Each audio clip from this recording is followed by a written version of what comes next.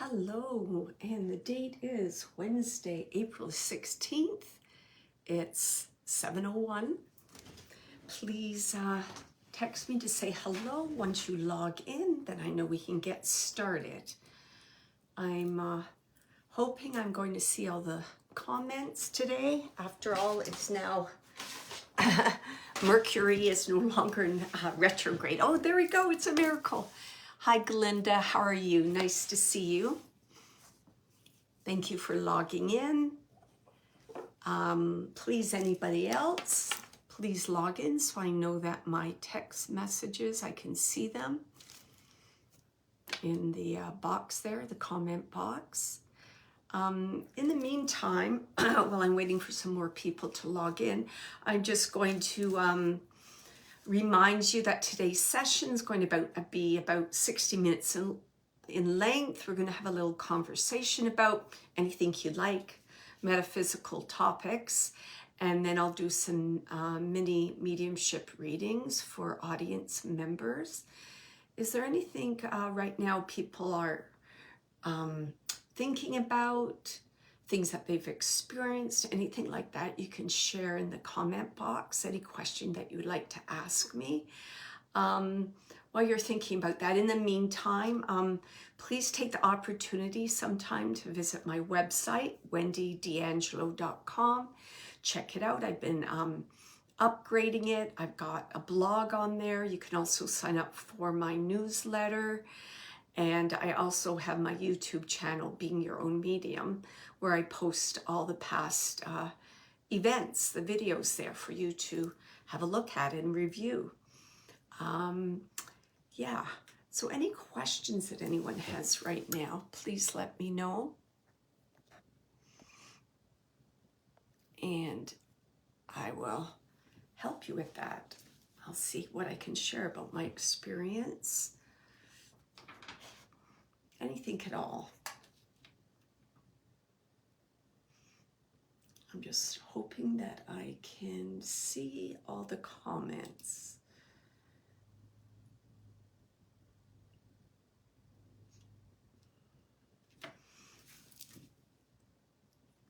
I may not be able to see comments if people are asking questions.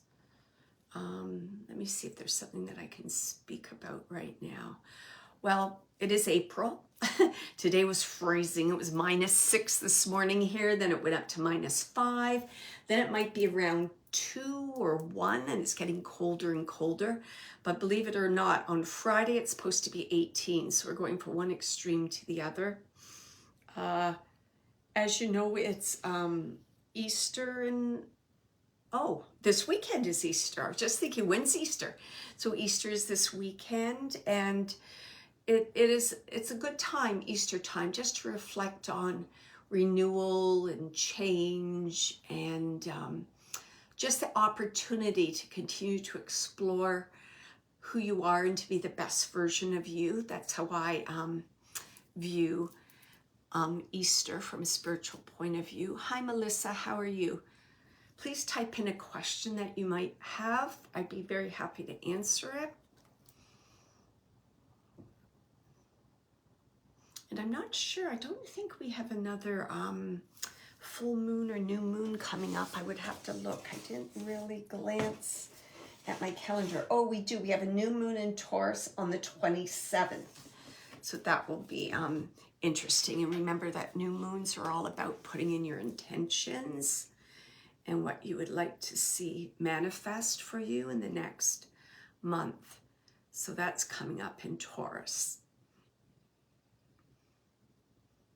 Any questions at all?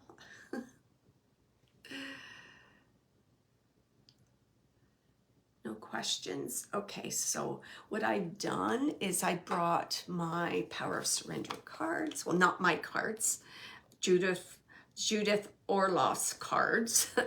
I love these cards. I love working with these cards. So I'm just going to pick a card to get some insight on what we need to reflect on during the Easter weekend, time of spring, renewal, change, transformation. Is there something that audience members should be reflecting on or just thinking about? to help them along their spiritual journey. So let me just shuffle for a minute, and when I feel I need to, whoops, Daisy, stop, I will. I'm not gonna take that card. I'm just gonna keep shuffling. Hi, Amy, how are you? Remember, if you have a question, please put it in. I'm getting people logging in, but no questions yet. So I have my fingers crossed that Facebook is working okay for me on my cell. Okay. All right, there we go. And the card I got for something for us all to reflect on over the long weekend and for the coming of spring in April, I have surrender your need to always be right. I'll just show you that. Surrender your need to always be right. And it says here, give others the gift, letting them be right. Be yielding, not rigid. This will help resolve conflicts and improve your relationships.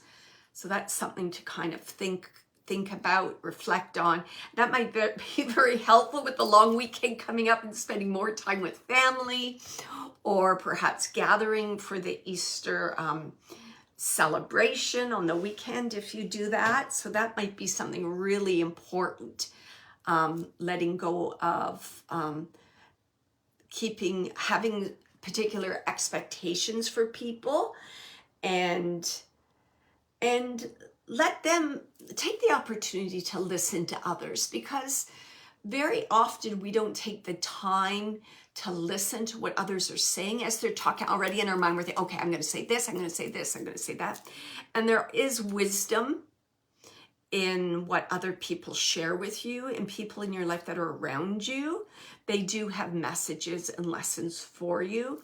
So it's really good to be open to relationships, be open to listening, resolving any conflicts, and just improve your listening skills, your relationship skills in general. That'd be very helpful for this spring. Hi, Siobhan, how are you? Does anybody have a question?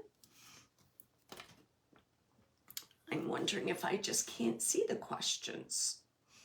I'm just looking here if I can see any questions here. I'm really thinking of, in the future, maybe I'll go to Zoom. We can do this on Zoom. It would be much more easy. I would be able to actually see you and hear you in person rather than having to do the comment box, which has been a little frustrating for me over the last few weeks.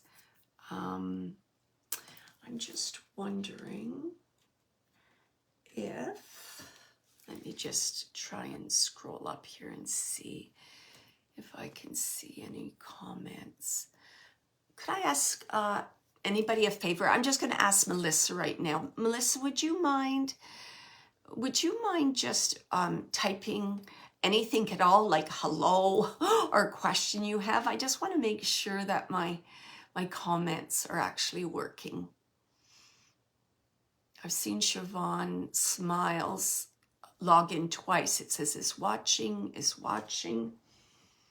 But I'm just not sure if I can see any of the comments here.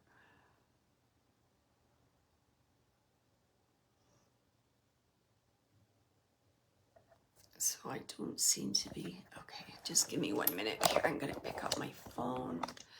I'm just going to have a look.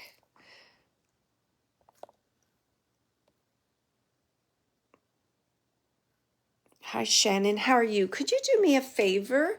Could you just type in a question, any question at all? I just want to make sure that I'm getting my comments in here. There's Amy. Hi, Amy. Hi, Shannon. Melissa. Okay, Melissa said hello. Okay, so everyone's being shy and making me do all the talking. I would love a question. Yes, okay. Larissa, is there a story behind all the birds? Oh, I love birds. As soon as I saw the shirt, I just had to buy it. And for me, birds are a symbol of spirit. I think I have mentioned to you, my dad gives me the sign of a blue jay, and my mom gives me the sign of a red cardinal. And it was so beautiful. Just about a week or so ago, I was doing some reflecting and journaling, and this beautiful red cardinal I just had this urge to look up at the window where I was seated, and this beautiful red cardinal was sitting in the bush, looking inside the window at me. It wasn't looking around, it was looking at me, and it was the most beautiful cardinal I've ever seen. I don't see very many red cardinals. And it stayed for quite a long time, and I was just talking, hi, how are you doing? You're so beautiful, etc. And then it flew away, and I knew immediately that was a sign from my mom. So that was so beautiful. So yeah, birds are very significant to me. And I had a budgie. I believe I had two. I had a green one and a blue one. And I just loved my birds. I just loved my birds. Today, I would not have a bird as a pet, but I definitely love observing the birds in the wild. Shannon's asking how my Florida visit went. Nice, and the weather was beautiful. Yeah, the weather in the 80s. I went to two hockey games. The first hockey game it was in Fort Lauderdale. It wasn't too far. I think it was in Fort Lauderdale.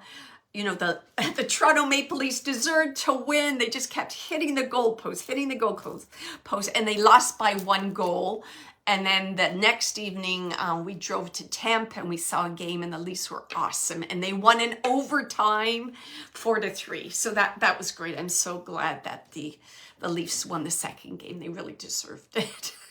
You can tell I'm a hockey person. Canadians just love hockey. Lynn's just asking, is there any reason to be, oh, by the way, Shannon, there's awesome restaurants in Fort Lauderdale. We have the most amazing seafood meals, but I'm going to see what Lynn has to say. Is there any reason to be afraid of death in your experience? I'm going to say in my experience, no. I think the most fearful, if there's any fear at all, it's people are afraid of pain, number one. And people are afraid of, let's just say, being alone. And from my experience, and just, losing my parents and other loved ones, and what Spirit has said to me continually when I do readings is, the transition is smooth, it's painless, you're met by others in spirit, healing takes place on the other side, as well as opportunities to connect with your loved ones or mediums to get messages to your loved ones.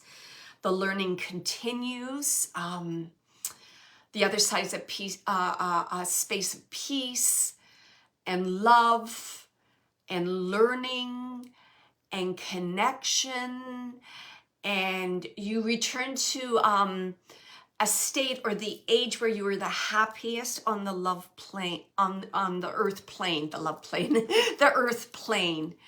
So I don't think I'm no longer afraid about passing to the other side. I mean, I don't want to leave my family. I don't want to leave my children, but I know that I'm living my life right now to the fullest. I'm following my purpose.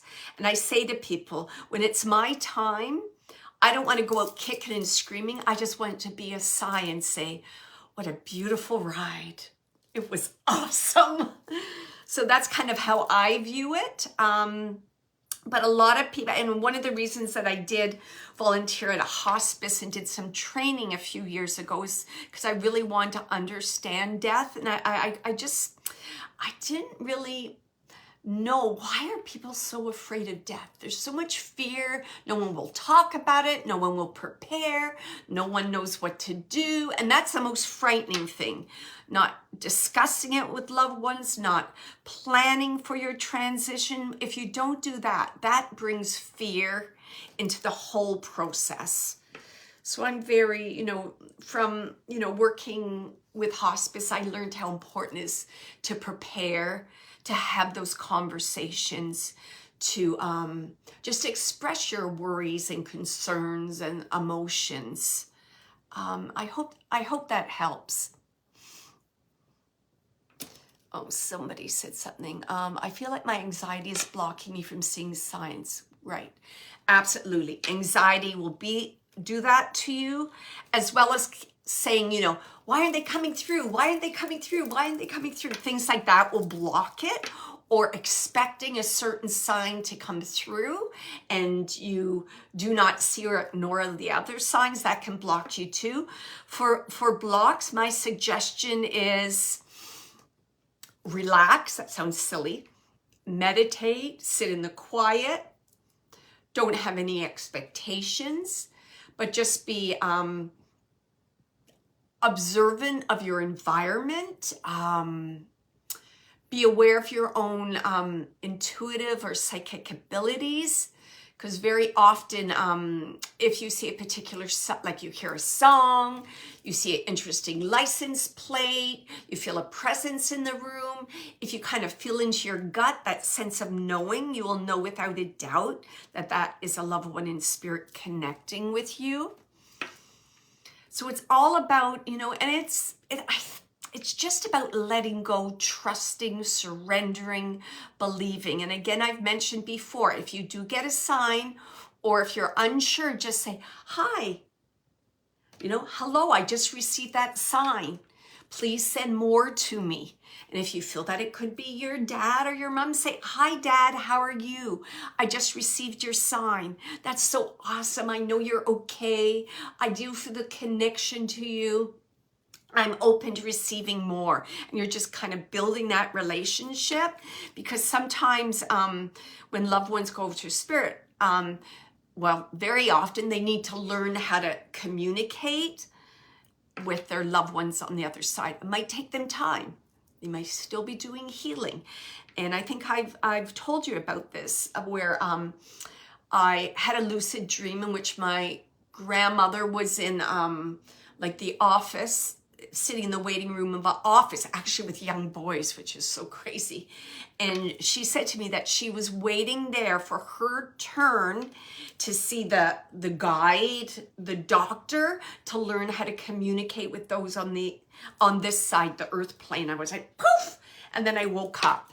And I just thought that was awesome. So she was just showing me that people need to, spirit needs to learn how to do it. It has to be the right time or the right moment for their loved ones when they're open.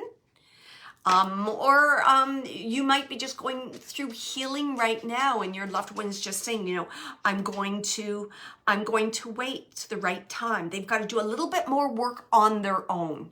And then I know they'll be open to hearing my message.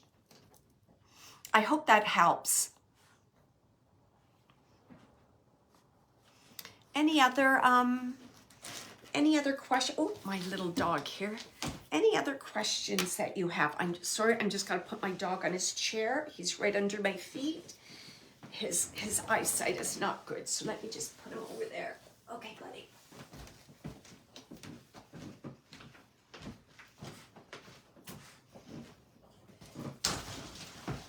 Any other questions at all that you might have? I'm going to do readings in a moment, and I do spirit directed. So I connect with spirit that comes through, and then I'm going to ask my audience members to, you know, just say, I can take that, and let me know if you can. But I'll start that in a moment. Any other questions? I hope that kind of answered it. But I really do suggest that, you know, you reflect on things, you know, reflect on what could be blocking you. Are you fearful what you might hear? Are you fearful no one will come through? Are you fearful it'll be too overwhelming? And I have to admit, in the beginning of my journey, I was fearful. I was afraid. I didn't know what was going on.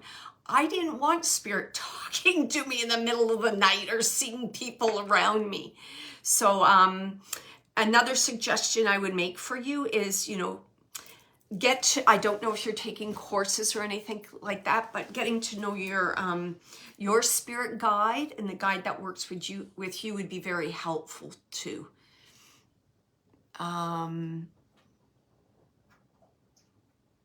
Oh, Jill, do you know if a spouse in heaven still considers you married? You know what? I would even go beyond that, married. I would say a love connection, yes. And I really do feel those connections of love. I feel they even strengthen more on the other side, because all the like the nitty gritty, the silly stuff that goes on in the spirit plane, now they have a clear perspective of that relationship, that love, that connection between the two of you. So yes, I feel it's very significant. But I wouldn't use the word married. I would use a significant relationship. I've never really thought about that. I've never had a spirit come through and say anything about marriage like that. What I get, I will get a spouse come through and they'll say, you know, continue your life, be happy. I'm aware that you've met someone. I help to bring them to you. So it's all positive things. I hope that helps. I hope that helps, Jill. I'll have to ask and see if something like that comes up, but I've never really had anything like that. They're always coming through your spouse for your highest good, because they now have like a higher perspective from the spirit world. So they see things that they didn't necessarily see or were aware of on the earth plane. So very often I'll find that loved ones in spirit, they'll come through with wisdom. They'll come through with acknowledgement of perhaps not being there as much as they wish they had been there. They'll come through with apologies. They'll come through to inspire you and say, you've got this, you know you can do this, remember when, and bring a memory through. So it's always really positive, I find. And I really do believe that. I do believe, like all relationships you have here on the earth plane, there is a connection to that soul, to that person on the other side. So when you transition, you'll have that connection. They will meet you. You'll have conversations. If there's healing to be done with those people, that's what will happen. So I always believe there's that connection. And there also are like soul families that work together to help each other with lessons. So all those things are really important. And, you know, in my dad's words, it's all about love. There you go. Love, love, love. That's what it's all about. Lynn was saying, when you're having an issue and your emotional state is not good, but good about a certain situation, at some point I hear a voice. Darn it. Oh, there we go. I got it. I hear a voice in my head that has another opinion, which is different to the way I'm thinking. It totally moves me to look on a different direction, always solving the issue. I call it God talking to me, but it could be my guide. I was just going to say it definitely sounds like your guide. Absolutely. And isn't it, I just love that you shared that, Lynn. So you know when it's a loved one, you know when it's your guide, because they bring through something that you're not even thinking about. It resonates with you. It feels right. It feels like a piece of wisdom. That is just awesome. Absolutely. And, you know, in terms of God or guide, your guides, all of us, we're a part of God. So like God is all of us. That's how I picture God. That's my interpretation of God. God is everything. We're all a part of God. So connecting with the guide, you're really connecting with God too. Connecting with, I don't know, a blue jay sitting on your windowsill, you're also connecting with God. Yeah, absolutely. So I don't like, and I'm learning a lot still. For years I've been reflecting on and thinking about and reading upon, what is God? What is divine source? What does it mean? What is my relationship with God? And those were the things I was reflecting on when that beautiful red cardinal came and sat on the bush right in front of my window, was watching me. So not only did I take that as being my mother, but also God saying, like, you're on the right track. These are things you should be thinking about. If you don't think about it, how do you move forward and expand your knowledge and your understanding? And I'm reading an interesting book right now. Oh, I think it's in my bedroom. It's called Conversations with God. So there's a book if you're looking for a book, Lynn. It's called Conversations with God. Fascinating, fascinating. I'll read 5 pages and I'm like, whoa, I got to go back and read those 5 pages again. But it's quite interesting, that book. It is amazing, isn't it? And learning about your guide, connecting with your loved ones in spirit, it will change your life.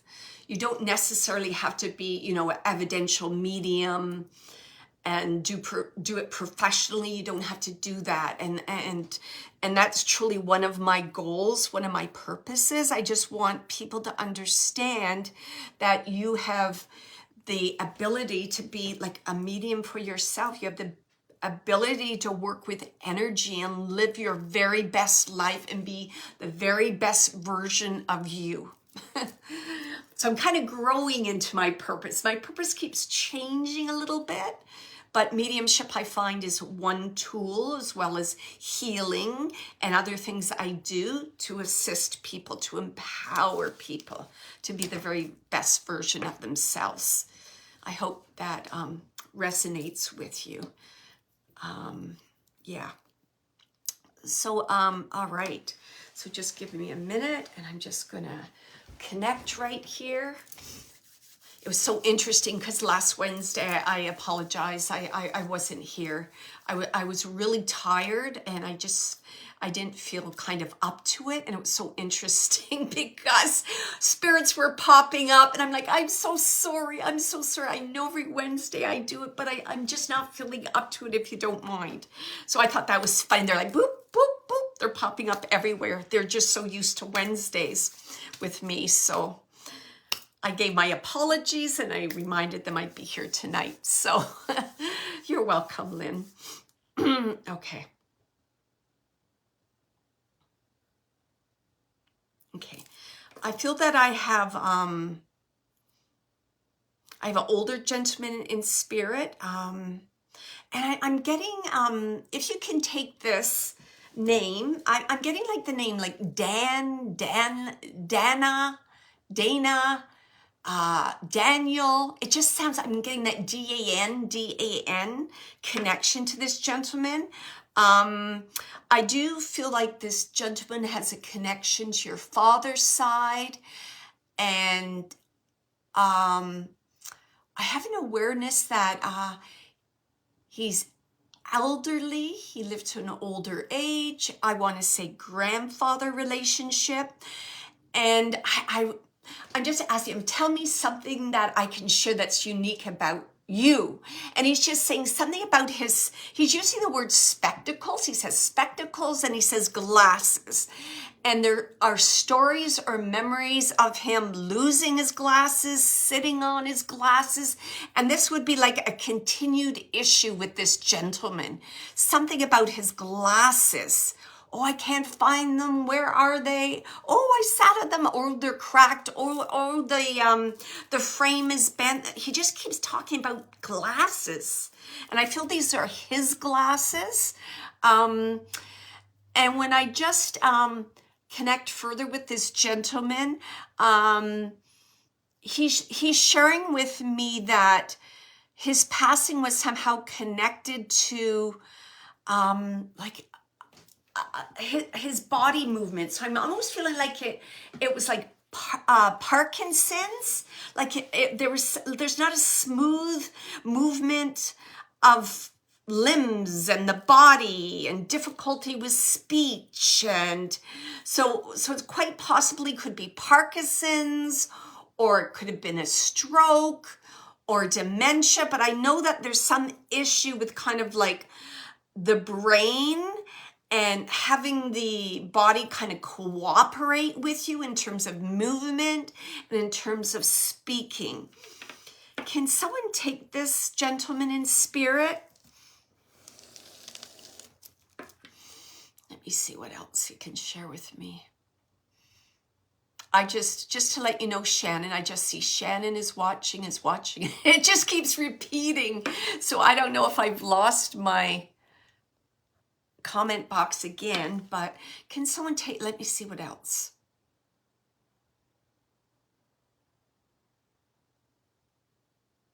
I also feel that this gentleman did have some issues with memory, because he's just showing himself staring like at his loved one, and it's like he doesn't quite know who are they.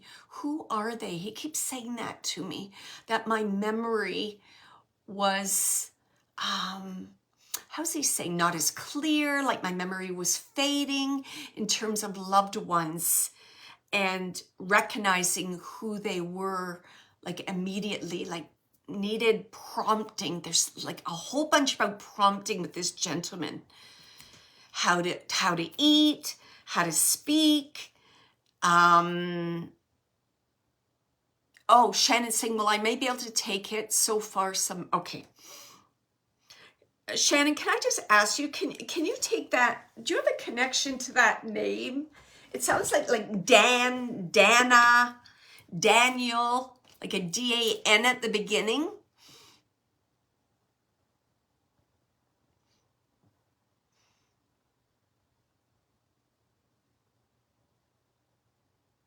And again, I have a connection to your father's side of the family. Let me just see what his message is. This is interesting. When I just asked him that, and he said to me, this is about a loss of control. Loss of control. Okay. Donald. Okay, thank you. It's something about loss of control.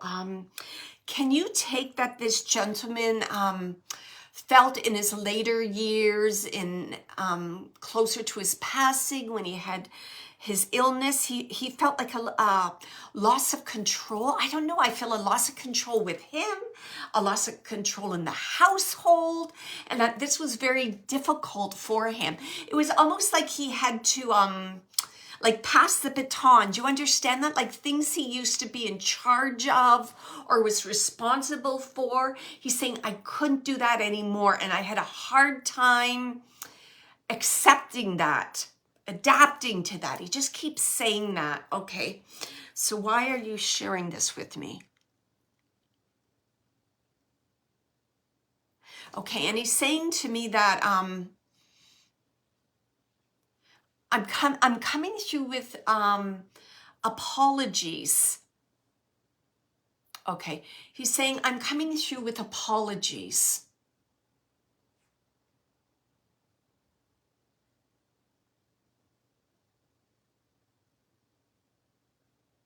And it's okay. He's saying it in a bunch of different ways, but what I'm kind of receiving, he's like saying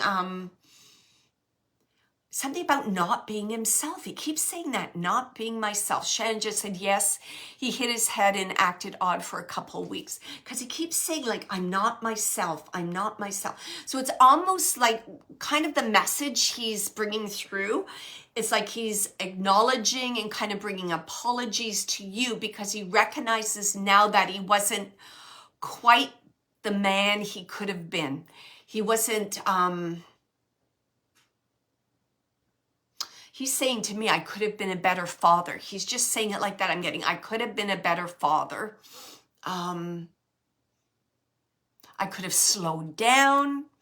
I could have been in the moment. So he's just sharing with me all the things that he's learned on the other side. And he's saying something like he's saying, to you, Shen, he's saying like to you, like you're a good girl. You understand this. You're working on this. And he says he's like, bravo, bravo. Because he's saying sometimes life can be a slippery slope and things occur, and before you know it, you started here and then you're over here. So again, it's about being in control. What are you saying? He's saying being in control of your faculties. So he's saying it just like that. So I hope you can take that message, Shannon. And he's just saying it's all about love.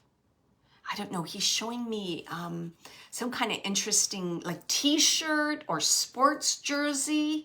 He's just showing himself in that, and it's significant because he's smiling. It's like, tell her before I go. I'm like, okay, I'm going to tell her that. So some kind of, I don't know, something about this shirt, because I know there's writing on it and it's significant. So he's just sharing that with you. All right, thank you.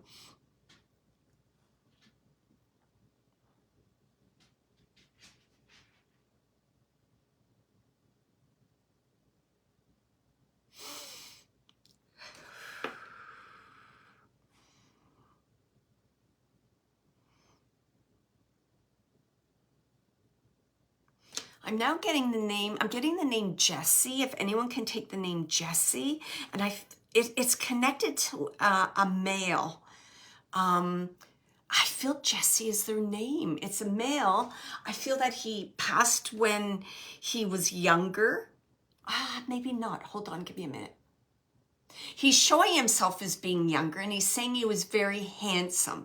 And he's talking about a diner, and he's talking about food. There's a significance about food and a diner. I feel that you knew him in your younger years, because there's this thing about like youthfulness I'm just seeing, like laughing, having food, chatting, you know, and there's kind of all this energy that comes with youthfulness. He's giving me memories of that. And he's saying in his youthfulness, he was very handsome, but now he's talking about, something changed about this this gentleman as he aged or got older. Hold on 1 minute, sorry. Something changed, and I feel possibly that he had a really bad habit. I'm going to say possibly a drinking habit, because he's coming through and he's saying, I kicked the habit. I kicked the habit. He's saying it just like that. I kicked the habit. Okay. Let me just see what else he wants to say. And I feel this gentleman may have been a smoker too, because he's showing me cigarettes. He's showing me smoke. He's just saying to me that, you know, I had a lot of bad habits. He's saying like that. Jill says I can resonate. Okay. Let me see what else he wants to say. He really wants to, no drinking. Okay, that's okay. But can you take smoking or bad habits, Jill? I just know he was saying bad habits, bad habits. So what will happen is spirit will try and get it through to me. So the easiest way to get through to me was saying drinking, because we know drinking too much is a bad habit. He's talking about bad habits. Okay.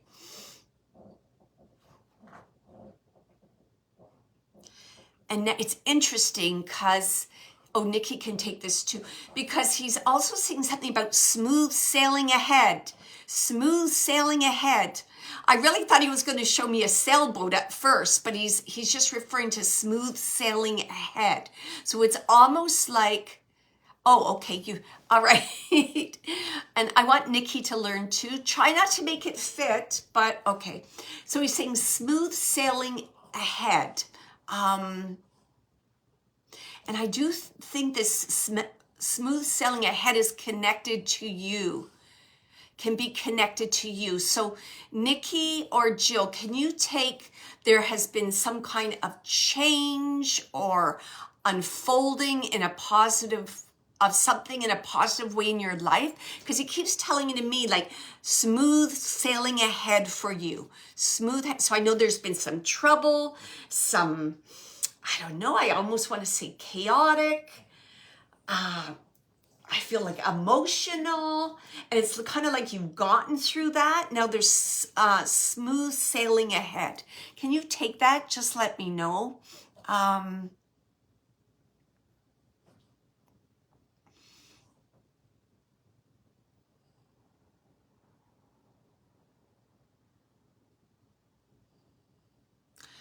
Okay, I just want Nikki or Jill, just say yes or no. Can you take a father figure in spirit? Boy, it sure feels like a father energy to me. Because I just have like this protective kind of, yes. Okay, okay. I thought it was father. Okay. Oh, both of you, yes. Okay. It feels like a father. What I just said you can take. Okay. Let me just see what else he wants to say. That's odd. Okay, I don't know why he would say that. Okay, sometimes I think it's odd and it's not odd, so I'm just going to say it anyways. If either of you can take a toothbrush, you can let me know, because I just heard it was like toothbrush. I'm like, toothbrush? Okay, and there something about a toothbrush. I don't know what this is about. Brushing teeth. I don't know.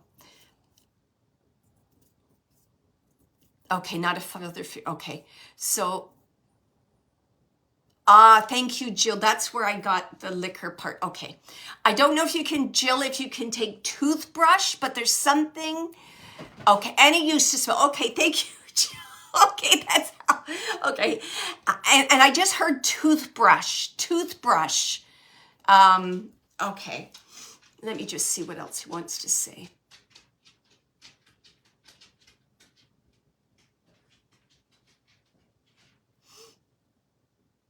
Okay, that's okay. That's okay. Jill's just saying that he wasn't a drinker, but he worked in a liquor store, I believe. Sorry, it flew out the comments. And that's okay, because again, Spirit is getting me to kind of connect with that, to help you to see that it's him. He had no teeth. Okay, thank you. Thank you. It was funny because he was saying to me, gold toothbrush. I'm like, gold toothbrush? What does that mean? And it was something about this toothbrush. I'm assuming that he didn't have to use a toothbrush if he had no teeth. Okay, let me just see what else he wants to say.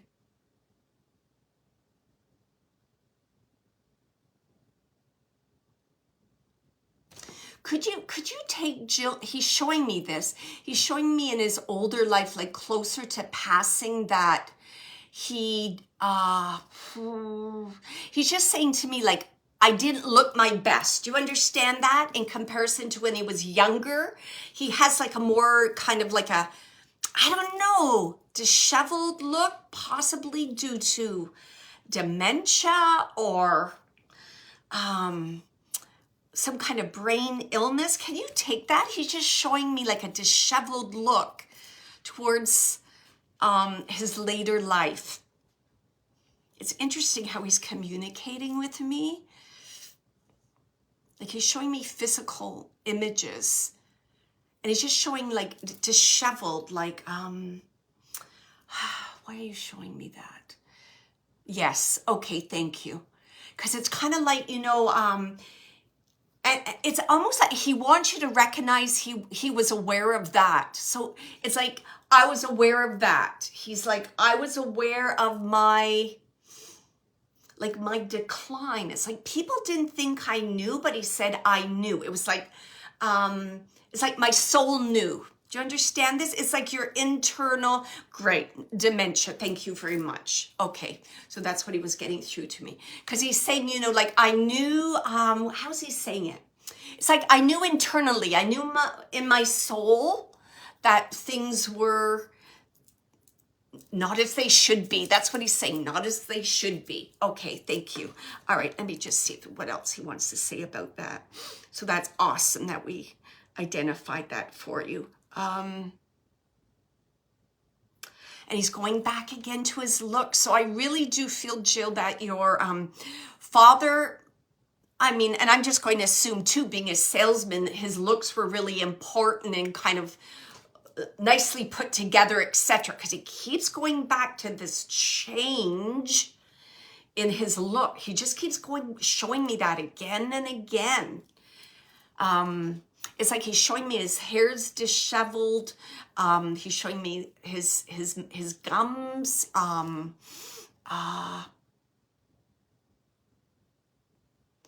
I feel also like difficulty speaking, if you could take that. It feels like difficulty speaking. Something difficulty, like using the mouth, speaking.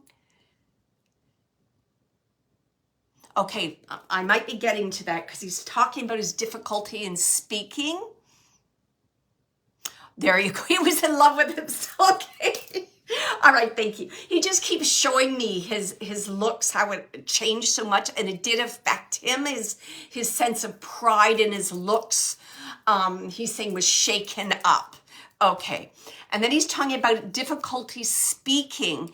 And I'm going to read this because Jane said this to me. She said, is he sorry for what he said right before he died? So there you go, because he was getting to the speaking part. So let me see.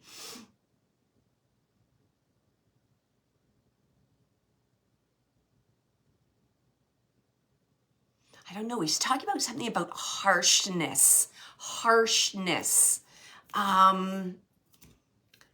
Okay, what is this? It's like a harshness in tone. He's saying a harshness in words. And he's saying that harshness did not come from my heart. It came from my fear. And he's saying this is important for you to know. And he's saying that's why I'm here. That's why I'm here. And it's like he's kind of saying, like, you can't blame an old man with dementia. He's saying it like that. Don't blame an old man with dementia. But he's saying that lightheartedly. Do you know what I mean? Like, he's not making excuses. He's saying it lightheartedly. And he's saying, you know, this is a lesson for all of us. He's saying, because you just don't know how you will react to the that's not what's say that again, to the kind of, I don't want to say demise, but to your inevitable passing. Like, no one truly knows how they will react or what they will say or what they will do until it's your time. He's saying it just like that. Okay, Jill's saying, I feel I killed him. I told him my husband died, and my dad died 3 days later. He asked if I was happy that my husband died.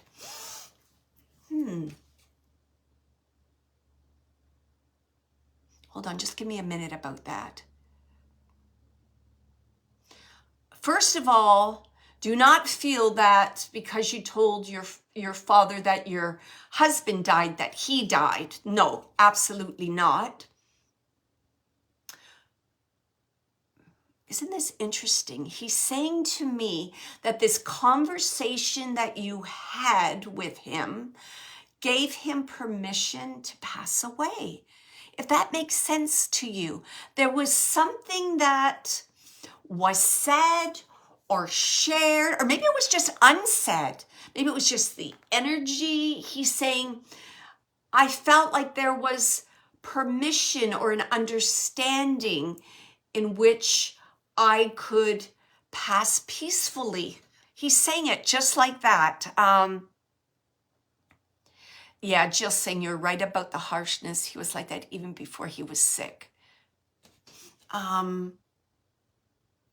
And Jill, you understand, like when your father's saying things like that, it's like you're coming to terms with your own, what is the word? You're coming to terms with your own, like your own passing, your own inevitable death, if you know what I mean.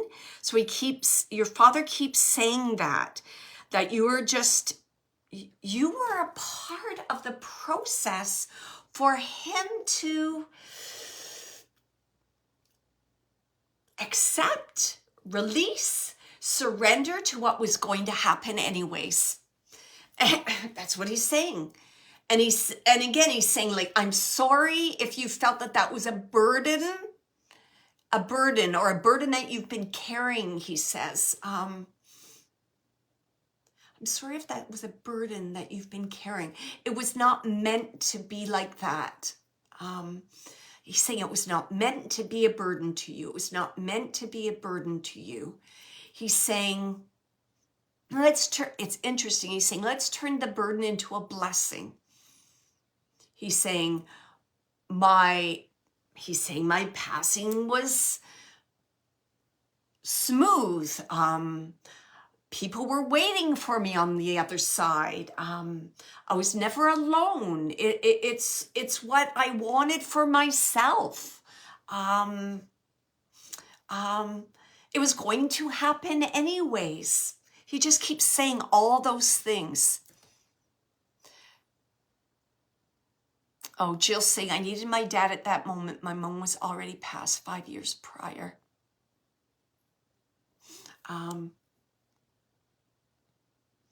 He's saying, I just read that out loud, and then he just said to me, but he keeps saying, like, but I'm with you. I'm still with you. We're with you. We're with you. He's saying sometimes the physical company isn't all it's cracked up to be. He's like, I didn't want to be a burden on you. That's what he's saying. I didn't want to be that burden on you. I didn't want to be that burden on you. It was time. I didn't want you to, something about compromise. And it's almost like he's bringing compromise in terms of, him not being like 100% who he was as your father. Like it was slowly, who he was like his light, his energy was diminishing. So he didn't want to be less than he had been for you. He's saying it just like that. I didn't want to be less than what I had been for you. That's a disservice for you. That's a disservice. He keeps saying that's a disservice for you. So he says, I want you to consider this a blessing.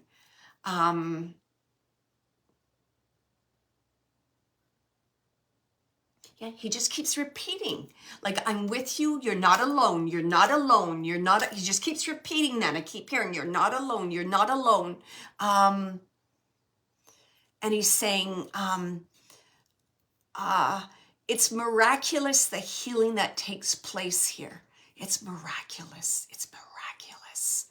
Like he's so enthralled with what's happening and he's participating in, and the beauty and the joy and he just is giving me all these feelings of, like, the only way I could explain it, it's like bliss, like joy of, it's like leaving behind that heavy weighted body and being free again, being youthful again, being who I always was.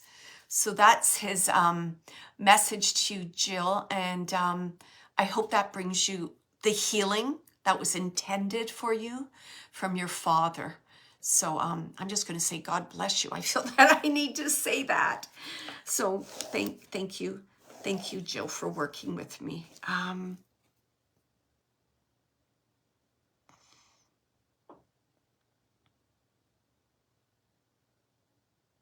I don't want to make this work for you, Jill. Orbs. There you go, Jill. There you go. I don't want to make this work for you, but I also have you can tell me if this resonates with you. I also have a mother coming through, and this mother saying, my baby daughter is so sad. My baby daughter is so sad. So she's recognizing the sadness and just wants to help her daughter. She's saying to me, I was a woman of good means. She's showing herself as having shorter hair that, I don't know if she had a perm or it was curled. She's showing me pearl earrings. I feel that like she dressed like nicely, conservatively. She was a traditional housewife. And I feel near the end of her life, she had trouble breathing. There might have been a decision about putting her on life support, or she might have been on life support. And she's saying that you made the right decision. You made the right decision. Can a daughter take this message right now? Oh, that's so beautiful, Jill. Jill just had my mother, my best friend. Jill, does that resonate with you, what I just said about, could that be your mother? Because they're like, came in one after the other. She's saying a traditional housewife. And I'll tell you how she's showing herself. Sometimes it's symbolic. I'm seeing kind of like a sweater, like just a kind of like a plain sweater. I'm seeing like I tell you, she keeps showing me pearls.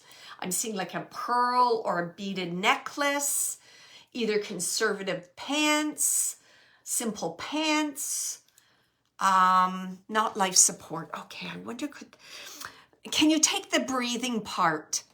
Something about breathing, difficulty breathing and making the right choice. Does that work? Can you take that, Jill? I don't know why I was getting life support. Something about making a decision. Okay.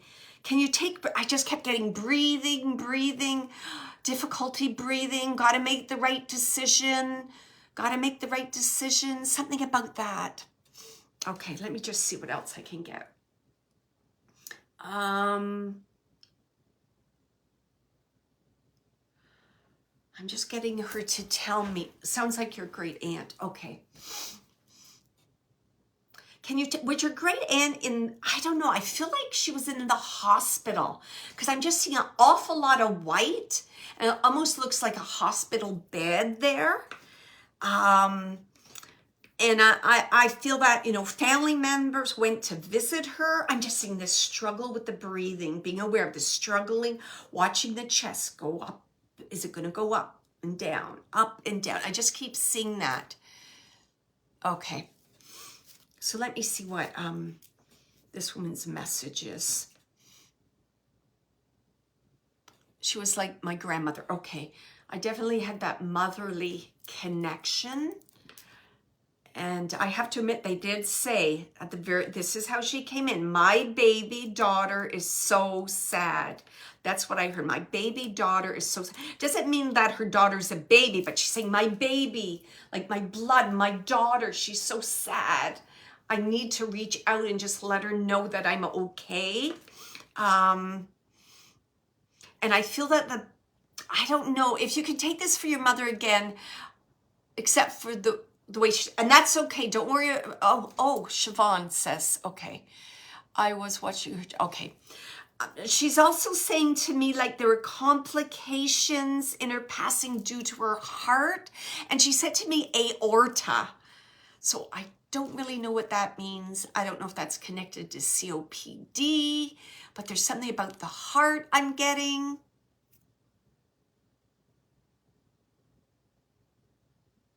Okay. Wow, I got a whole bunch of people taking this, so I'm just going to get something more detailed here. I'm really drawn towards a mother because of the way she said, oh, Jill, that is my mom for sure. That is what she called me. Okay.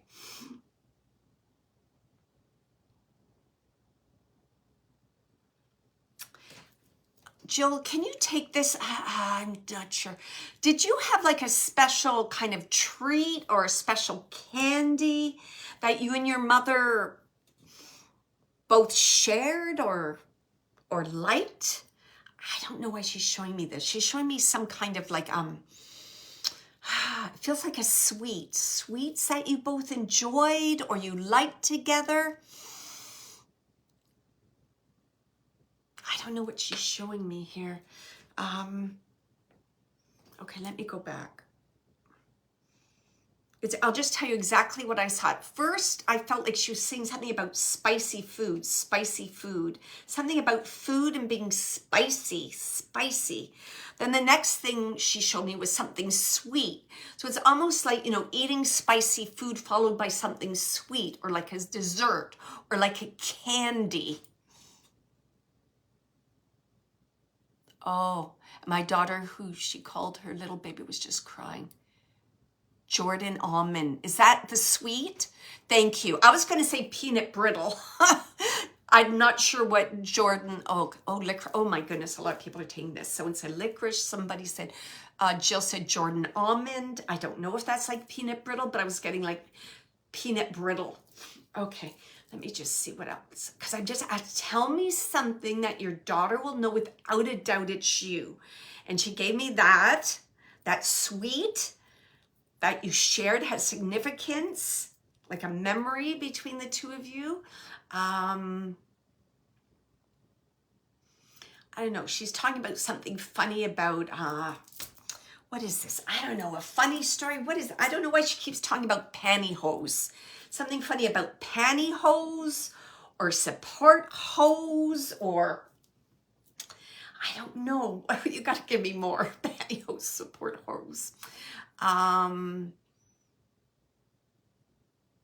Even like the possibility, like the pantyhose were too tight for her, because she's showing me her legs and they look like they're like a little swollen. So there's some funny story about pantyhose. Oh, she loves spicy. Okay, awesome. And she's just showing me pantyhose and a funny story. Like, I don't know if she like fell over or tripped or something, trying to get like pantyhose on. They were too tight.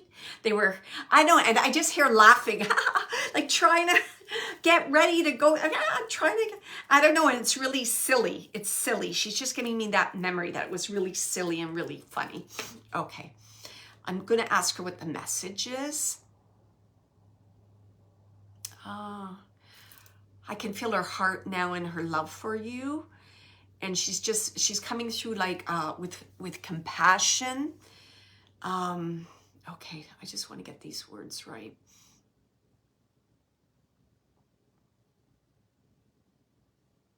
She's saying you'll always be my priority. She's saying it like that. You'll always be my priority. And what she's talking about is like overseeing you, making sure you're happy, making sure you're safe. It's like you're number one on her list. She's saying you're number one on my list. Never, ever think that you're alone.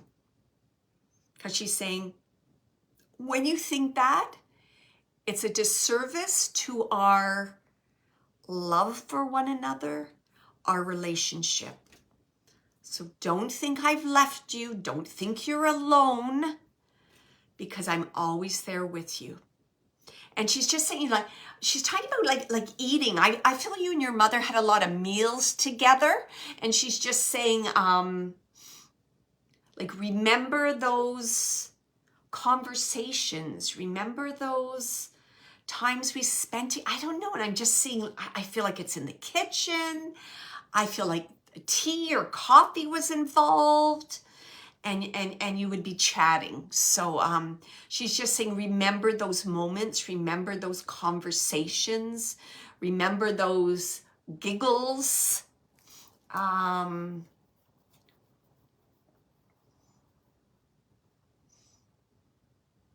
she's saying, you know, something about, you know, it's funny, she's saying it through like sunshine. She's saying like, sunshine will be yours again. Happiness will be yours again. You'll see. You'll see. But don't harp on the negative. She wants me to say that. Don't harp on the negative. She's like this. All about your thoughts. All about your thoughts. Positive thoughts. Sunshine.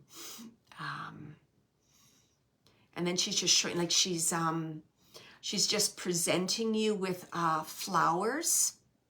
And I feel like forget-me-nots. Forget-me-nots. She's like, forget-me-not. And she's like giving you, like, they look like violets, or I guess forget-me-not flowers. And she's just handing them to you.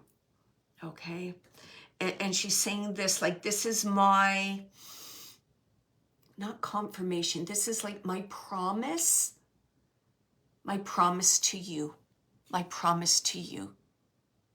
That's what she's saying. My promise to you, I'll always be there.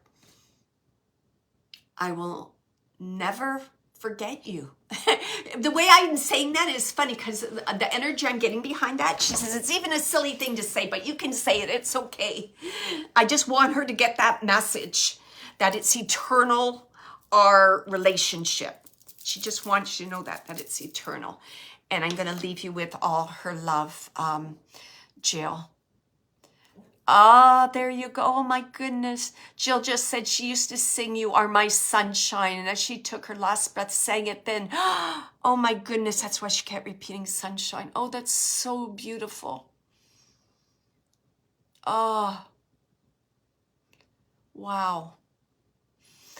Jill, if I can just suggest when you're ready, when it's the right moment for you, you might even want to listen to that song.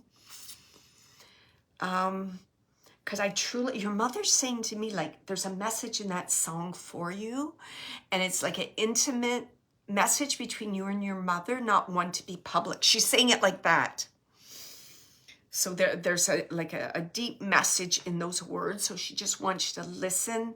It's like she wants you to listen to that as if she's singing you those words. That's what she's saying.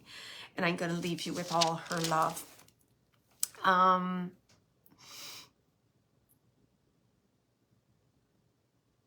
All right. Lovely lady, lovely lady. So polite. I'm just saying goodbye to her, and she's so polite. Absolutely. Yes, I can confirm that, Jill. Okay. I'm aware now of, I'm going to say a teenage boy. He's showing himself in very relaxed clothing, like a plaid shirt and jeans.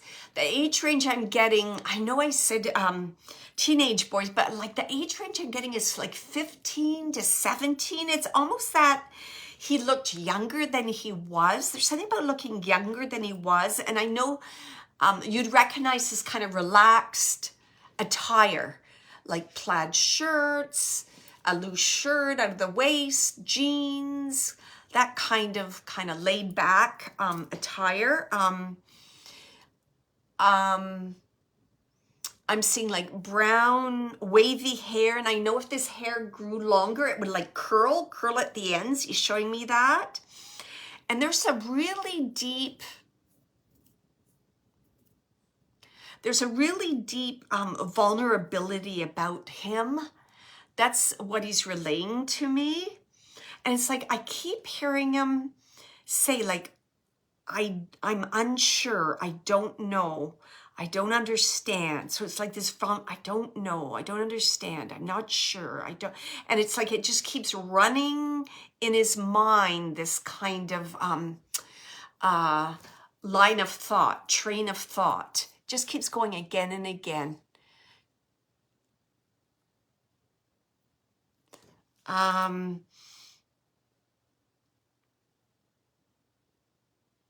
He's also saying that he had, I don't know, he had trouble fitting in. But the interesting thing is, he's saying, people wouldn't think I had trouble fitting in. It's almost like, I don't know, like he hid his vulnerability from others. There's something that he hid from others. People didn't know, because he's saying, people didn't know. And I feel that this young man had a hand in his own passing. Can anyone take this young man? I could be off on the age, but this male figure definitely has a youthfulness about him, a vulnerability.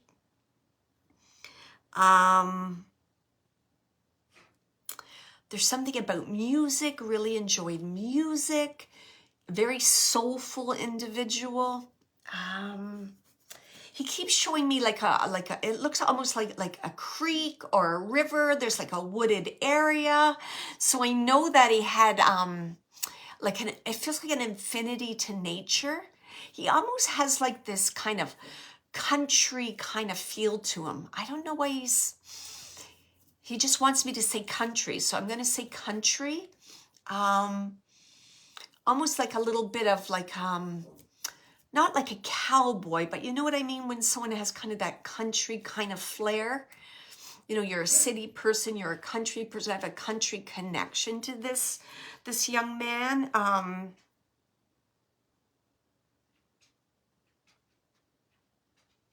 And I feel that he's saying to me that he has a younger brother. I think this is why he's coming through. Okay, Cheryl could be my best friend's son. Okay. Would this young man have a brother? Because I don't know, he's referring to another male. Could be my best friend's son. Okay. He's referring to another male. And this male feels like he's referring to feels younger. Possibly a brother. Okay.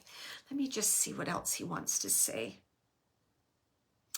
Can you take that I don't know. I keep getting this country connection, like to nature. And he's showing me fishing.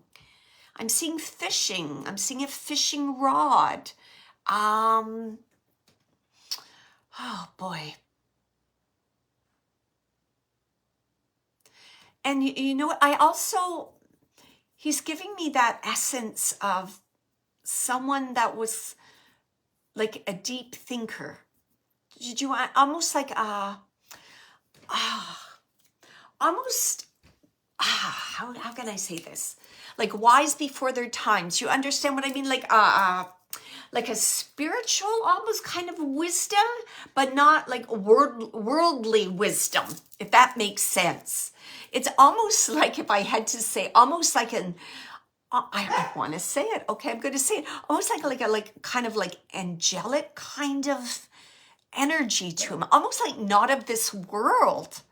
That's that energy that I'm getting with him. And that was his vulnerability here, being on the earth plane. Is that interesting? Okay, let me just see what else he wants to say.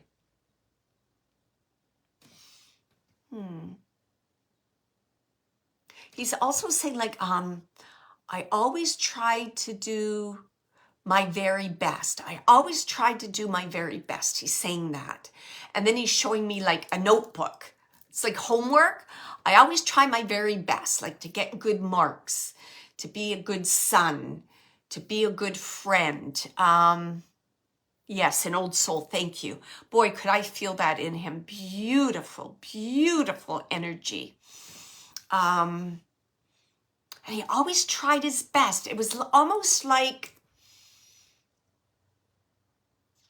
it was like intuitive to him. Very interesting, young, like intuitive. I don't know how else to explain that. Like organic, like natural. He understood about being the best that you could be. There again, it's like this soul angelic energy. Wow, I've never had this before. This kind of and what he's trying to bring through, he's just trying to bring through that. It's like he's saying to me, like, it was my time. It was divine timing. It's like, he keeps saying, don't think of it. I don't know if there's some thought in the family or with his mother, things like, what a horrific accident, blah, blah, blah. I'll never get over this. It's the worst thing in my... There's something about that he keeps bringing up. And he's saying, no, no, no. It was how it was meant to be. It was my divine time. He keeps saying that. It's like, some people are here for a long time to kind of learn their lessons. Some people are here for a short time. He's saying, I was the soul. I was the person that was here for a short time because I don't know. There's like, he's saying, I packed a lot in. And he keeps talking about feelings, like he felt a lot. He felt a lot. And it's almost like he felt more in his short period of time than others. Okay. It's interesting because I kept asking him about his passing, and he wasn't telling me. Like, I thought, was that your own hands? And it's like, he's not telling me, so I guess it wasn't that. Let me just see if he wants to say it. Sometimes I don't want to talk about this, and this might be a case, because all he wanted his mom to know that it was divine timing. Yeah, he doesn't want to talk about that. Nope. He said, of no value, of no significance. But the brother, yes, he wants to talk about. Okay, so the brother. Okay, what do you want to say about that? He calls him a funny name, like, I don't know, because he's younger. He's like, you know, little tyke, little something.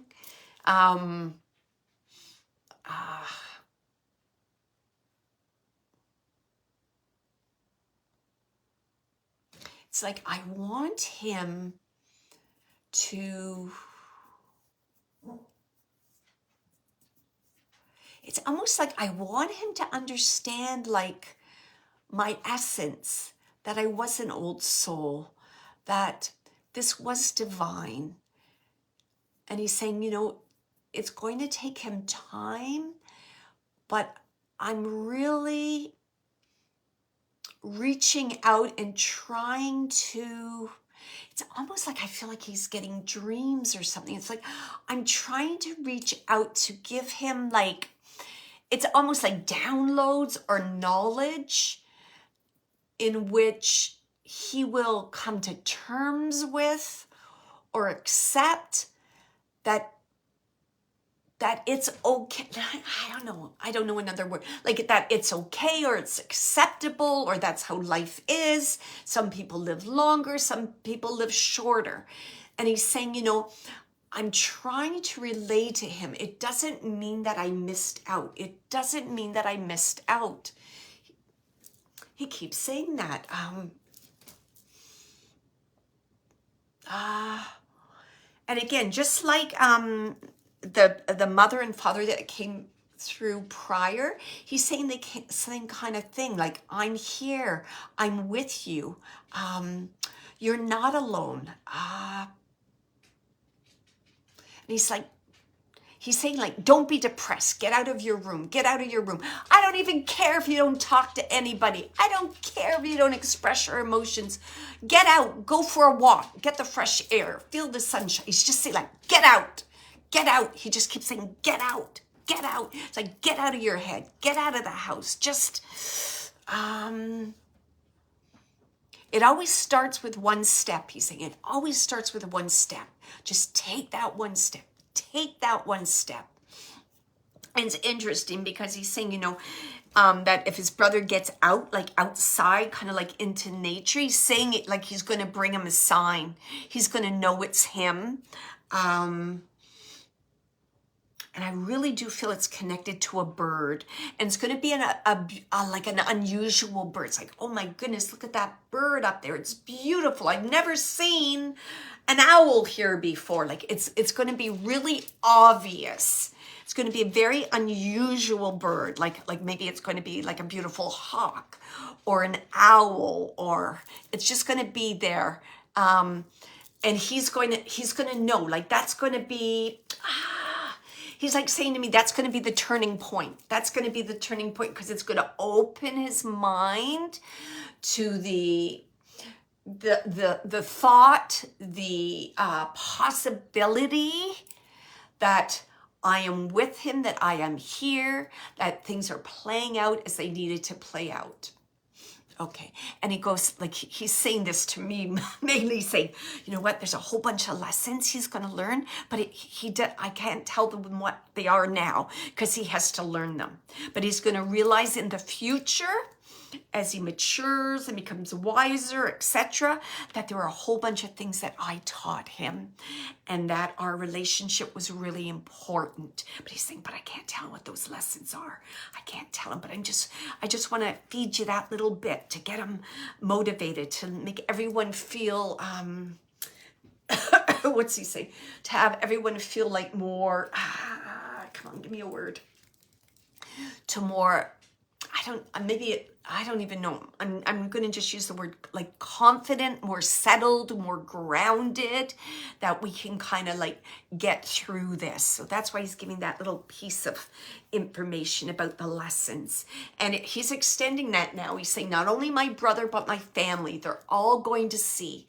But the grieving, the healing, that's the grieving is the most difficult part. The grieving is the most difficult part. He keeps saying that, and I know, and I'm watching, and I know, and he's saying that. And he's saying, you know, it's like, he's saying like, you know, like I take your hands. It's like he's like showing me like, it's almost like a circle. And he's like, I'm taking your hand. It's like I'm seeing a family and it's a circle and they're all holding hands. He's like, I'm taking your hands. I'm with you during this time, this moment of grief and understanding and healing and wisdom. And he's like saying like nothing's for naught, like everything's for a reason. But he's saying that is your journey. I can't do that journey for you. That is like your journey. Each of you will have your own unique journey. And he says, don't forget to support one another. That is so important because he's coming back again to the family and all holding hands. So just remember that. Okay. Okay. That was for sure. I hope that information there resonated with you.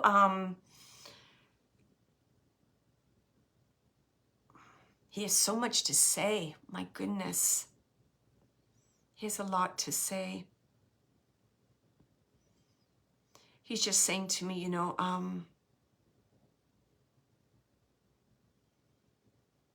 like I'm doing a lot of learning on the other side. I'm learning so much. He's like, the pieces are all starting to fit together. It all makes sense now. He keeps saying that. It all makes sense now. And I'll leave you with that. Oh, lovely, lovely young man. If you can make sure his mother and brother get that message, that would be awesome. Wonderful young man. My goodness, I'm still in awe of his energy, his essence.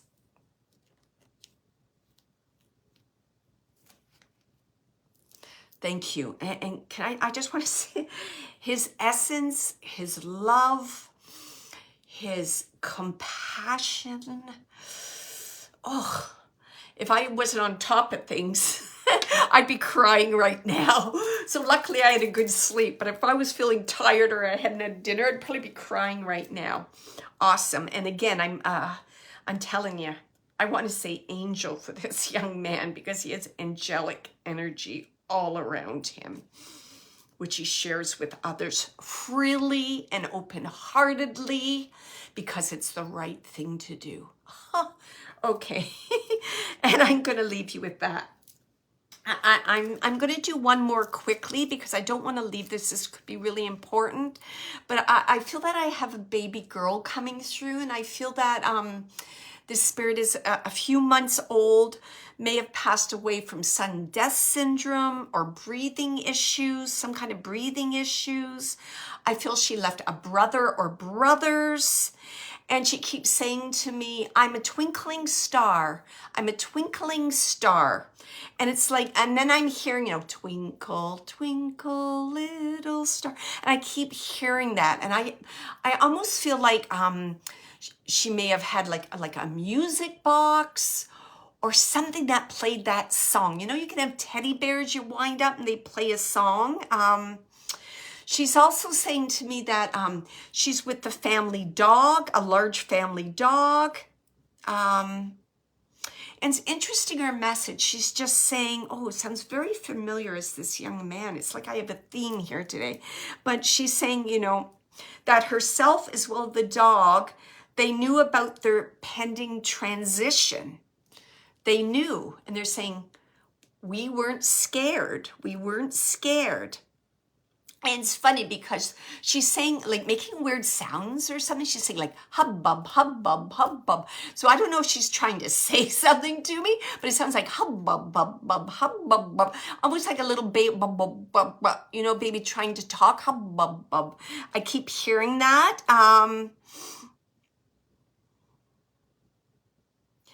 And she's saying, you know, the one regret I have, and she kind of giggles. The one regret I have is I didn't have a chance to eat banana ice cream.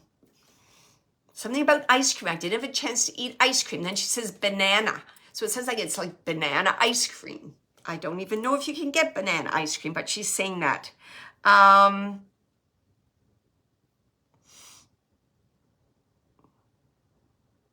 anyone take this, young?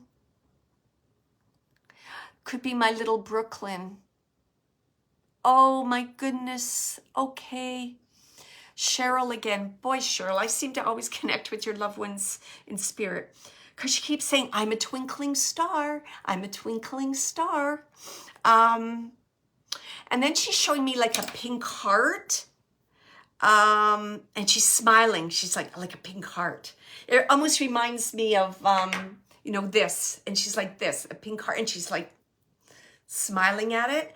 And I don't know. I know that this heart is very significant, and I feel that there might even be some kind of writing on it in memory of her. Like her name might be on it, her date of birth and date of there's something really special about this heart.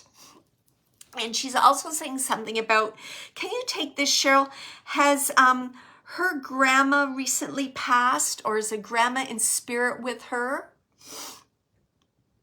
Because she's telling me that someone older is in spirit with her.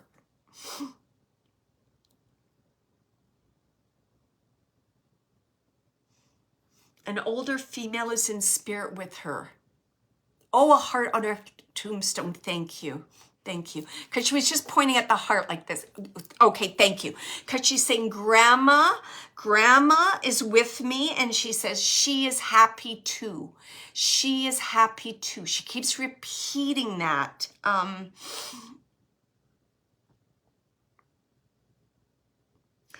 oh my goodness, talk about how souls are so wise and they continue to learn on the other side. She's saying to me,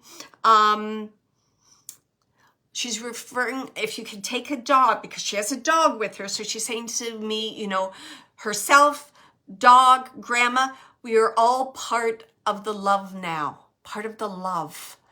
Part of the love on the other side.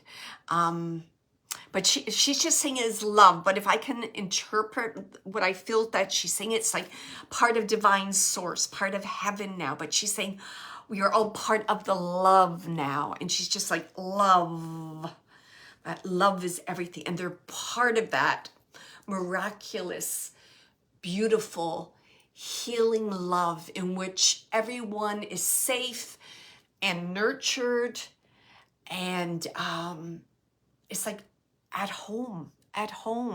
She's saying it like that, at home. She just keeps saying that. Okay, let me just see if there's anything she wants to say. And could I just say, for a young one, she came through with so much, she's coming through with so much energy and clarity, and the way that she shares evidence with me, it's like, whoa, she made it so easy for me. So I just wanted to let you know that. So just because they may be younger doesn't mean they don't have that essence and that energy, and they definitely do. A soul is a soul, regardless of age. Okay, let me just see.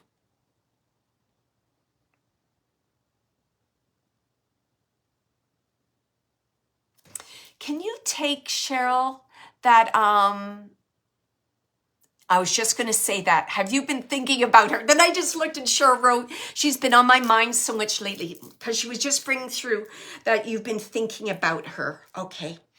She knows that, just to let you know. That's why she came through tonight. I wish I had said it before you typed it, but that's okay. You'll just have to trust I was about to say that. But she's aware of that, so that's important for you to know that. And I just hear this like little, and she's like, it's not like that hum bum bum bum.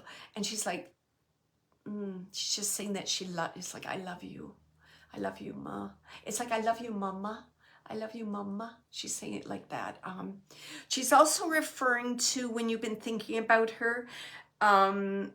She's showing me a closet, so I have the impression that there's something of hers or something that you have a memory of her, possibly in like a bedroom within a closet, and that you might take this out and look at it once in a while, because she just keeps showing me a closet. So I just wanted to say that. She's showing me she says, I know you've been thinking of me. She's showing me, I feel like it feels like a bedroom. You're in a bedroom. She's directing my attention to the closet. I feel that you're like teary-eyed, you're emotional. And she's just saying to me that she's with you at those times. She's saying, I'm even more so with you at those times. She doesn't want you to think she's just with you when you're sad. She's like, I'm with you all the time. Okay. I don't know. She keeps showing me an outfit. I feel that you might have like a infant outfit or pajamas or a onesie. Something. It feels like clothing. It feels like I feel fabric. Okay. Because she's just showing me this. Yeah, okay. All right. Let me just see if there's any. She just wants to show me all these things. She just wants you to know that she's with you and she's aware of what you're doing.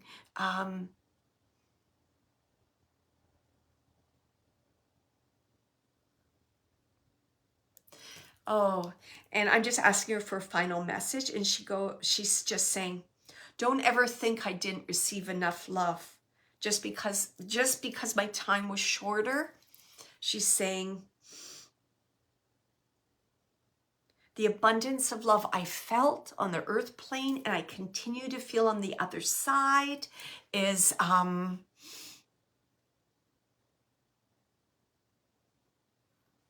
don't know if I can put that into a word. You got to give me a word for that.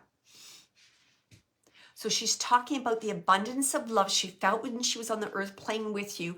And this is translating and continuing to be, she's continuing to receive this on the other side. So when you're thinking of her, when perhaps you're looking or touching that blanket, that piece of fabric, she feels that love. That's what she says. I feel that love immediately. It's like, whoosh, it washes over her. It washes over her. And she says, I want you to, it's funny, I'm getting sunshine again. She's like, I want you to, what is she saying? It's like she wants you to like, look at the sunshine, look at the stars, look at the twinkling light, because I'm in that twinkling light. I'm in that twinkling light. So she's talking about twinkling light. I'm not sure if you mentioned orb or someone else did in this reading, but be very aware, Cheryl, of just like twinkling light. I think that's going to be a sign from your daughter. There's going to be a sign, and I just keep getting twinkling light. It could be in a lot of different ways. It could be the twinkling light of a rainbow after it rains. Different places in nature where light kind of shimmering on the lake, shimmering on the swimming pool, like just this light and this shimmering. She keeps talking about this light, that's her energy. Yeah, so just be aware of that light, any kind of shimmering in connection to light, that's going to be her. And now she's showing me sparkles, sparkles, sparkles. She's saying, see, sparkles. Okay, sparkles, sparkles. And then, and then when I said sparkles, she's showing me like a snow globe. You know when you shake it and it's almost kind of like sparkles, snow. She keeps going like this and sparkles, sparkles, sparkles. Okay. And I'm going to leave you, so beautiful. She says, before I go, just tell her that I'm healthy. I'm healthy. She's saying, I'm healthy. I'm happy. And I don't know why she's saying chubby thighs. She's saying chubby thighs, chubby thighs. She's saying, just tell her I'm healthy. She needs to know that. And I'm happy. And I'm not alone. And I love her. And we'll always be together. Yeah. And I'm going to leave you with all her love. I have one more before I go, and I didn't mean to go this long, but if someone can take this, I believe it's a symbol. I keep seeing, you're going to think I've kind of lost my mind now, but anyways, I'm seeing this symbol of animal on Sesame Street. Does anyone know Sesame Street and Animal? He had like red, flaming hair, crazy hair, a beard. He was animal. He was like really crazy like that.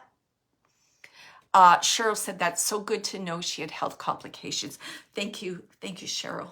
God bless you. And I'm just seeing animal on Sesame Street. And I know that this symbol is being shared with me through a mail. And this mail's just saying to me, I always did it my way. I always did it my way. I expressed myself. No, there's a connection about expressing himself in freedom. Like I took the freedom to express myself. I expressed freedom. And then I really do feel that he has a connection to music and possibly the arts. He feels like very artistic. Doesn't mean he's painting, but there's something about the arts with this male. Okay, what else do you want to say?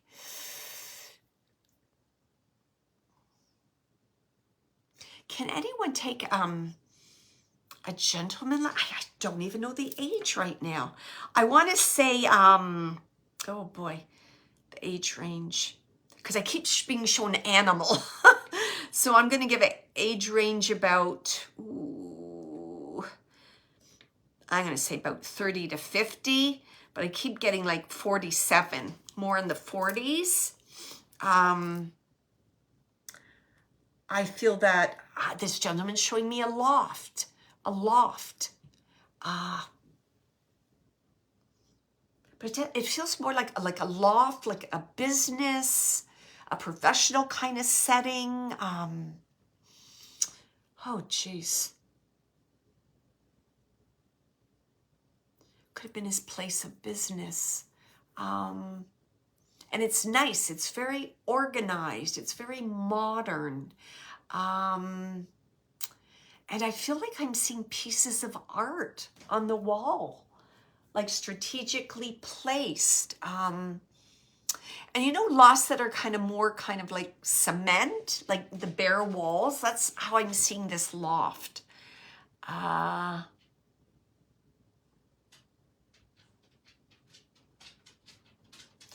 And I feel that this gentleman feels like he sold things. People would come in for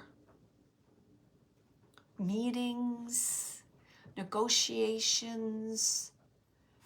He would make the sale. Can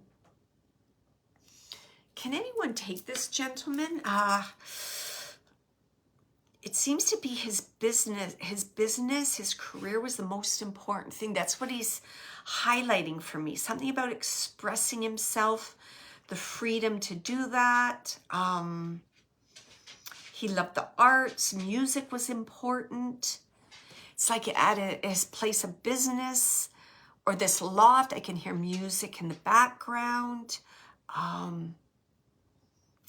And it feels like it's instrumental music, like possibly jazz. Lynn says, we had a friend passed away the other day who was a well-known artist, but he was definitely not organized. Okay, so why would he show me an organized space? Something about the space being organized or clean, or I don't know what that organized thing is. Okay, so that fits with a friend and an artist. Okay, let me just feel into that.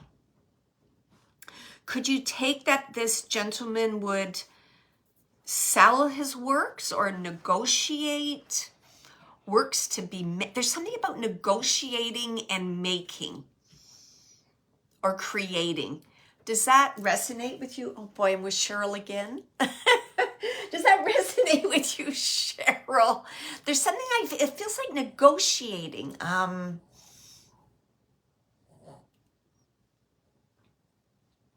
I don't know. It's funny. Now I say negotiating, and I almost feel like he's saying to me, I'm negotiating with myself. Like, what? You're negotiating with yourself? And it's almost like he's saying to me, you know, I was pushing myself to the next level. It's almost like pushing myself to the next level of artistic expression. So I'm just going to share this with you, but I'm seeing him. It's like he's on I don't know. It feels like it's a big table and there's a big canvas. Oh, famous artist. And I feel like, I don't know, to me it feels like, you know what? I was about to say abstract painting, and when I was going to go it wasn't the word in my mouth. The word I got was expressionist painting. So either abstract or expressionist, or he liked to experiment with different, I don't know enough about, I was going to say modalities, but I don't think, styles, I guess is the right word. Could you say that he was negotiating or pushing himself to explore new styles or techniques? Or I might have grabbed that word negotiation wrong, because it's almost like within his head. It's like almost like, oh, if I got to do this, I got to do that. And it's like he's talking himself into something he needs to do. I'm sorry, my dog's lost again. Let me just pick him up. Okay, buddy, come here. Does that resonate at all with you, Cheryl? Sort of a combo. Okay. Because it's like yeah, I don't know what this it's maybe negotiate. Maybe it's like choices, like putting things together. Yeah, okay, let me see what else he wants to say.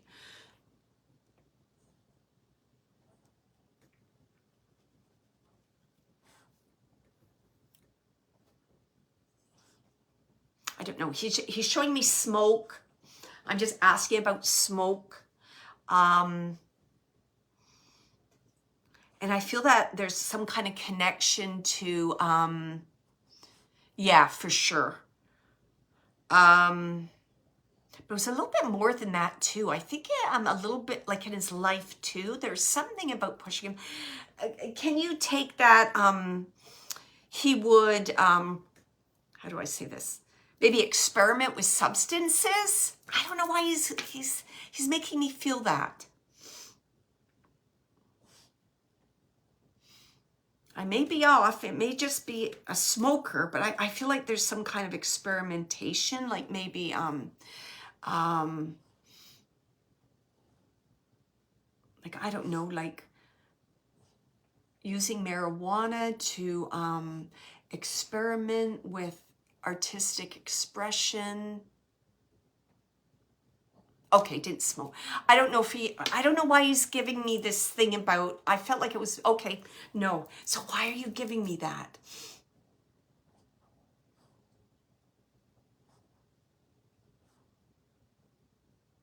He's just saying to me, like, I was out of the box. I didn't want to be in the box. I was outside the box. You understand that? Okay. Sorry, he said that to me. Okay. I was out of the box. But what's this? Why are you showing me that? Oh, in his 80s. Okay. Well, I definitely was shown, it looked like somebody younger to me. Maybe he was just showing himself how he is now. Let me just see what else he wants to say. Does that instrumental music work for you? I don't know. I keep getting jazz music. I keep hearing jazz. I keep hearing jazz. It feels like jazz. I don't know if it's jazz or it's just noise. Like, I don't know. I keep getting this industrial loft, industrial building. He just keeps showing me this building that was of importance to him. And I really do feel like he did his artwork there.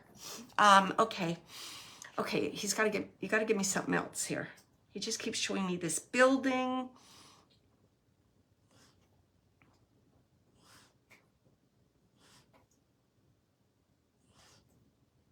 I don't know, he's showing me an elevator in this building.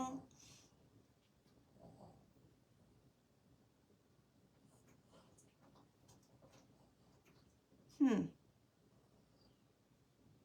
almost feels like, you know those, I don't know if they're industrial elevator, you know those ones where you pull across like a metal screen? That's what he's showing me. Okay,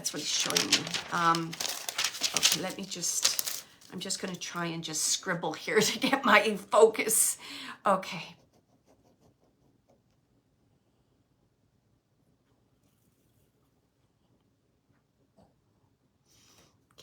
Saying, I lived a full life.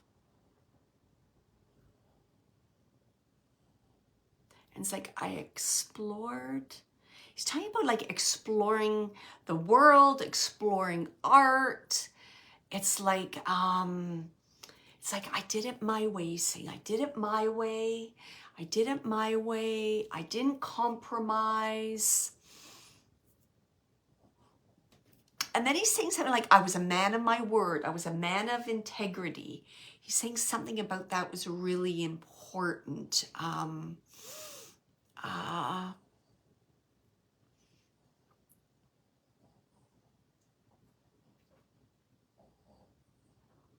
Okay, thank you. Lynn's just saying he was part of the Chicago artist movement with several artists involved. They may have had a large space with studios in. Yeah, that's what because I'm hearing noise too, like in the background. Okay, that makes sense. He kept showing me that space. He wouldn't let it go with studios in it. Okay, thank you. Because he keeps saying how important this space was. Okay, sorry, I lost my train of thought. What was he saying? He was talking about integrity. And he's talking about a woman. He was married, yes? If not married, he was in I feel a long committed relationship. Because he's talking about love. Love, he's talking about love, respect.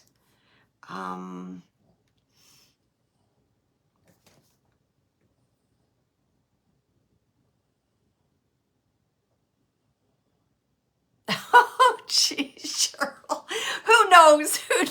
Cheryl just says, it's funny, you were describing my 40-year-old son to a T, but he's living at art with his buddy right now.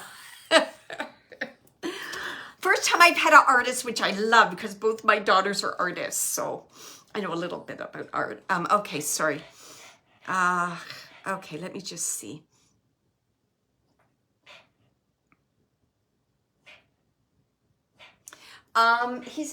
My dog is driving me crazy today. Are you okay? What's going on? I'm so sorry. I'm just gonna put him in the hallway. Okay, buddy. Come on.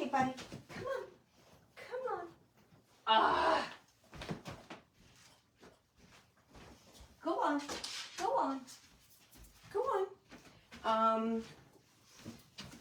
I'm gonna wrap this up in a minute. I'm so sorry. He's like panting in the background. Okay. What was he just sharing with me? He said something about an unusual funeral. Can you take that his funeral was unusual in some way.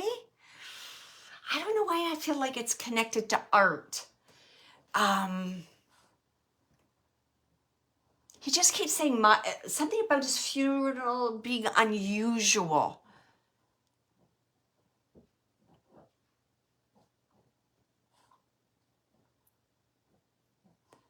Ask him about Harry who? Harry who? That's funny because he kept bringing up Harry, like animal, Harry. Ask him about Harry who? Okay.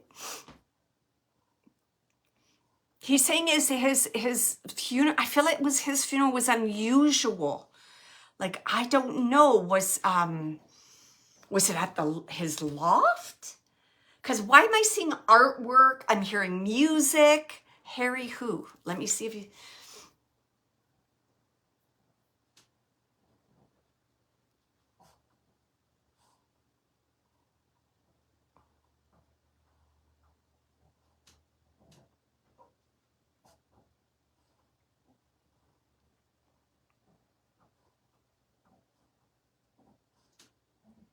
I don't know. I'm asking about, he passed 2 days ago.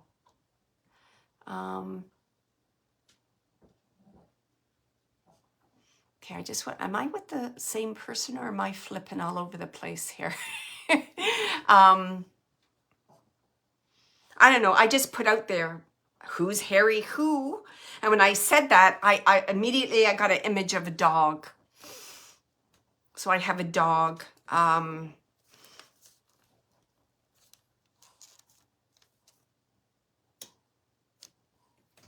then I have somebody laughing.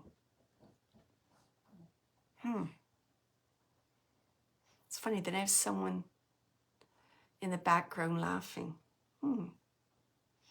It's almost like they pushed the dog forward. I said, Harry who? And then it's like a dog was pushed forward.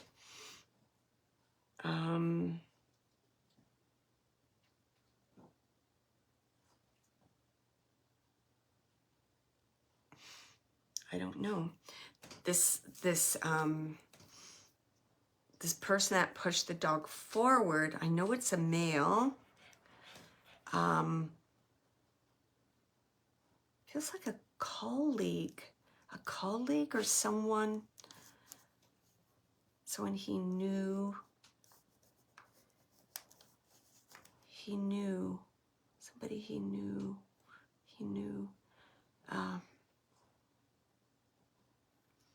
In a circle of friends, I just keep getting. That's the only information I'm getting about that at the moment.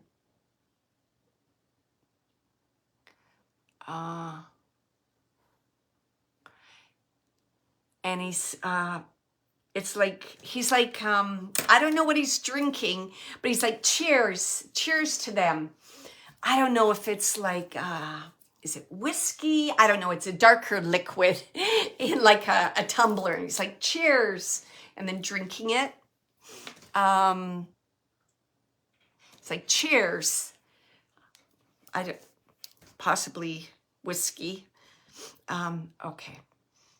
And I'm just going to see how he wants to wrap this up.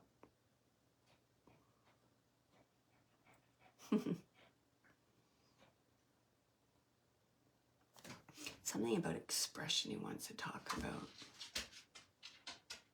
He's kind of laughing and he's just saying, see that? I'll always find a way to express myself any way I can. And this is like art, he's saying. This is like art. Because I'm sending pictures, I'm sending sounds. So I don't know why I'm doing this, but I feel like he would do this. It's like, you see, I'm still expressing myself. But from the spiritual world, what's he saying? My energy. I express through my energy. Which I did, no, he's saying he didn't. He's saying, I express through my energy now. We're on the earth plane, I express through my emotions. He's saying something about emotions and energy and that connection of the emotions and the energy. And then he's just saying, please give my regards to everybody. Please give my regards to everybody. And he's one last thing he just wants to say. He's saying the artists on the other side meet up with artists.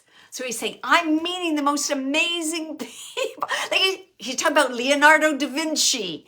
He's talking about Van Gogh. He's talking about he knows I'm Canadian, so he's talking like Lawrence Harris, one in the group of 7. He's talking, we're all here, we discuss, we shoot the breeze, we what is it? It's like being critical. What do you call that when you critique? We critique each other's work. That's what he's saying. So awesome. So he's like, art. He could just keep saying that. Okay, awesome. All right, so thank you so much. I hope that all these messages resonate with you. They're all beautiful, all reminders that your loved one in spirit are around. They know what you're doing. They're reaching out to you. They love you. Your relationships are eternal. So just in closing, I just want to remind everyone, keep your heart brave and your imagination wild, because look, anything is possible. So lots of love to everybody, and I'll see you next week. Take care.